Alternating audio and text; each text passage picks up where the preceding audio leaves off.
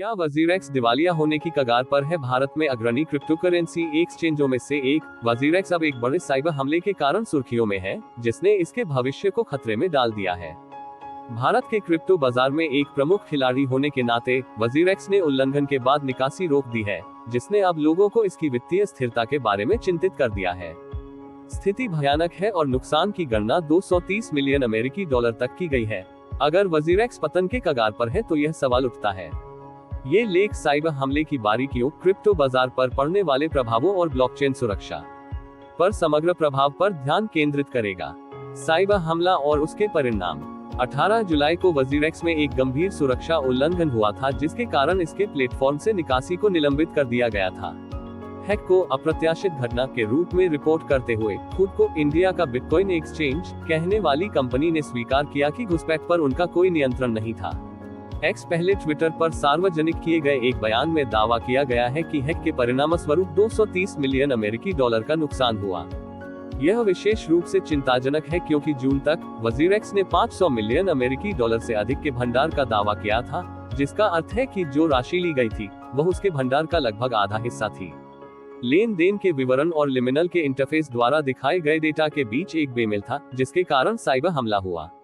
WazirX का मानना है कि हमलावर ने वॉलेट पर नियंत्रण पाने के लिए पेलोड को बदल दिया होगा।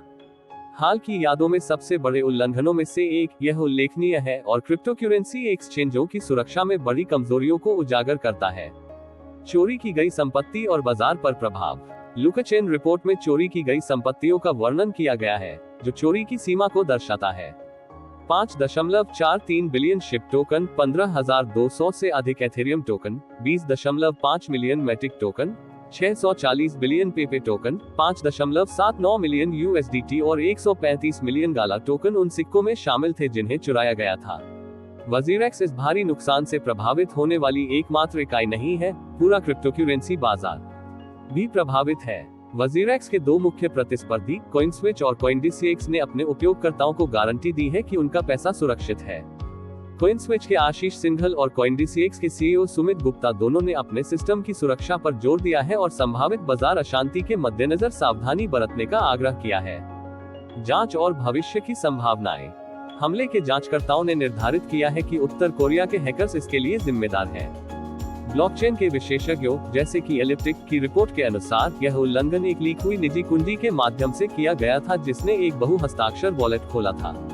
चोरी की गई कुंजी के कारण व्यापक चोरी संभव हो पाई, जिसने एक सुरक्षित वॉलेट को दुर्भावनापूर्ण अनुबंध में अपग्रेड करने की अनुमति दी। वजीरेक्स के पिछले वैश्विक भागीदार बाइनेंस ने समीकरण में कठिनाई का एक और स्तर जोड़ा है।